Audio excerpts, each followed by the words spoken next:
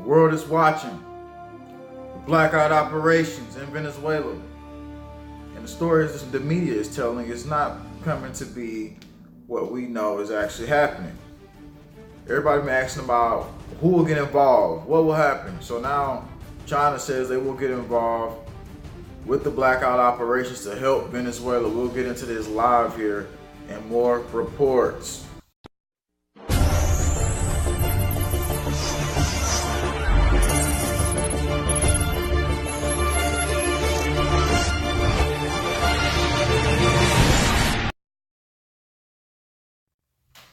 Live here at JWTV. And what's happening in Venezuela, the blackout operations could be a test run for next coming areas in the region, in our region. In fact, we're already facing some stuff from tornadoes. We'll get into that a little bit later. But we're going to get into basically some of the blackout operations and situations that's happening currently today with Venezuela. One of the situations that could escalate into a whole World War III situation, which that's why we've been following it. And so now it says China offers help to Venezuela to restore power. This article came out on the 13th. And so China offered on Wednesday to help Venezuela, which is today, to restore its power grid after President Nicolas Maduro accused U.S. counterpart Donald Trump of cyber sabotage that plunged the South American country into its worst blackout on record. And they've had many other blackouts, but like I said, this one was an ongoing one. That was a situation that they wasn't used to. And so we've seen everything in the media. We've seen Rubio talking all his little stuff on about how, they was going to make them suffer like never before. We've seen all that. We've been talking about that. And so we're going to get into the video. I seen the China was an ambassador or something. He came up. It wasn't English, but we're going to go ahead and take you to where it's an English translation of them putting it up. So we're going to get you into that video right here. As the worst power outage in Venezuela's history drags on, China has offered to help. China hopes that the Venezuelan side can discover the reason for this issue as soon as possible and resume normal power supply and social order. We are willing to provide help and technical support. Caracas and other cities were plunged into darkness Thursday after the country's main hydroelectric plant broke down. The blackout has fueled anger among citizens who say their food, already scarce, is rotting in their refrigerators. It has also intensified the political climate, with opposition leader and self-proclaimed interim president Juan Guaido. And so, like we were saying, it was a cyber attack. That's what Maduro has actually said and come out instead of EMP. But anyway, Venezuela telecom operators struggle to overcome power failures. Some workers have been camping out at office in 2-day shifts. Investment for maintenance hampered by low controlled prices. So we're taking to that, but also Bolton, of course, he came out. But U.S. puts on notice companies facilitating Venezuela-Cuba oil shipments. Bolton had came out and he was saying stuff like that, of course, targeting people about the oil, because we know that to be a very dire situation of resources that America wants out of Venezuela. And so moving past that situation, they also said U.S. to hold Venezuela military responsible for protecting citizens. Another thing from Bolton. The United States will hold Venezuela military force responsible for protecting the Latin American country's citizens as it increased its efforts to remove President Nicolas Maduro. They're supposed to protect the citizens. That's what the military is put there for. And so now they're saying that Trump seeks to slash democracy funds for Venezuela and Cuba. And so they were saying that because once they slash the funds and they're going to try to send in, let's just read you the article anyway. President Donald Trump wants to slash funds that support democracy projects in Venezuela and Cuba while seeking authority from Congress to transfer up to $500 million to help a new transitional government, basically if Venezuela leader Nicolas Maduro falls. So he's trying to get power from the authority from Congress to transfer up to $500 million allegedly and reportedly coming out right now.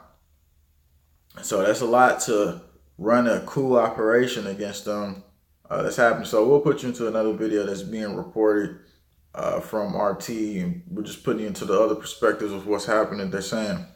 Protests erupted overnight in the Venezuelan capital, Caracas, where supporters of the country's opposition leader clashed with police.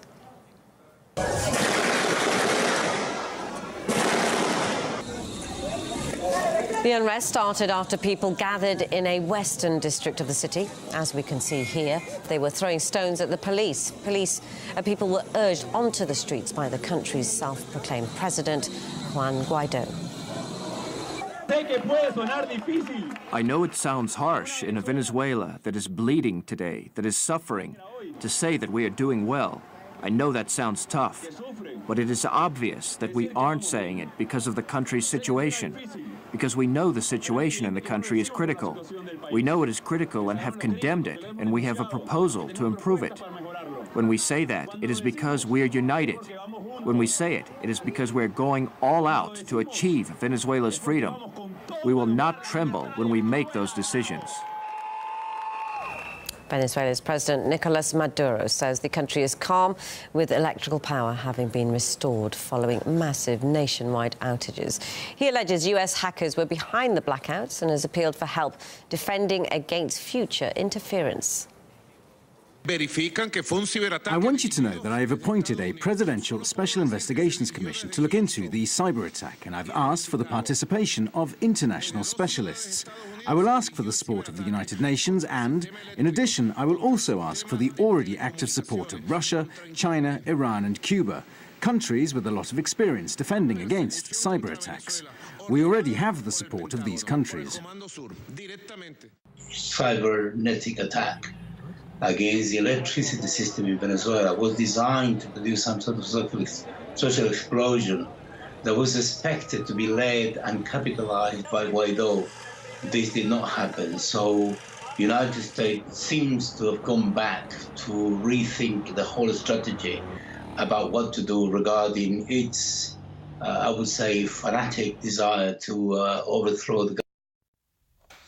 So now Nicolas Maduro is coming out saying that people are being paid to spark violence and protests. This is coming out from Maduro. And also he's saying he's going to get Russia and China involved in the situation. China says they're going to help with the grid, the lights out situation, because a lot of people have been asking about what are they going to do. And so now we have them coming to the table. In Venezuela, they had already started the digital program, so they're going to try to start doing that. And of course, if China gets more interest in there, they're definitely going to take the initiative to start putting people under the communist China system as well. But of course, the democracy that America would bring wouldn't be any better. But like we said, regional powers, they don't want China close. They don't want any country with China and Russia close to America. That's something that we know. And so Russia at the same time is on the Belt and Road Initiative with China. And so the Belt and Road Initiative centralized the networks together from China to Russia. United States is not on that. And so that's part of the whole grid circulation part too, when you think about that. And so not just grids and lights out over there, we had some tornadoes that's been hitting. Somebody from Texas had already updated me with a message about their power being out too. But damaging Texas storms knock out power to more than 90,000 New Mexico town hit by tornado. So this was some of the recent coming out. We have these tornadoes just hitting out of nowhere, surprising people. And like I said, somebody had updated me with a message today. Power is down for the whole area as power line went down on Belt Line. At this time, Encore has no estimated restoration time. Union at Carrolltown Square. So she lives in Texas. She was showing me some of the stuff about the lights out going out over there. But because of a tornado, we'll put you into a quick video of them showing the tornadoes just coming out of nowhere. And they said already in the news I was watching the other day, the tornado that came, they were saying like killed more people than normal tornadoes usually do. They were saying it in the news and everything. But we're going to take you to a video clip of what's happening around here. People's lights getting hit out by tornadoes. The latest numbers now show 10 confirmed reports of tornadoes across the south. One of them touching down right here. Look at this, ripping through this farm's pole barn with incredible force. This morning, a region recovering from a series of severe storms churning through everything in their path. I was really scared. I knew that it come real close, and I didn't know if everybody was okay or not. Oh, wow! In Louisiana, an apparent tornado touchdown, wreaking havoc and causing widespread damage. In Arkansas, the National Weather Service confirming 2 touchdowns, including one near England, Arkansas, gutting this home and injuring 2 people inside. It's like 1 minute there were severe thunderstorm warnings, and then there was a tornado, just that quick. Powerful winds whipped through neighborhoods, downing power lines, damaging structures, uprooting trees. There's people around us, their whole house is gone. In Texas, residents under siege by damaging hail, pounding the pavement near Dallas. Back in Arkansas, heartbreak for the Denio family, whose home was rocked by a twister. We're lucky we didn't get what the other people did, but split second, no warning, this be taken away from you.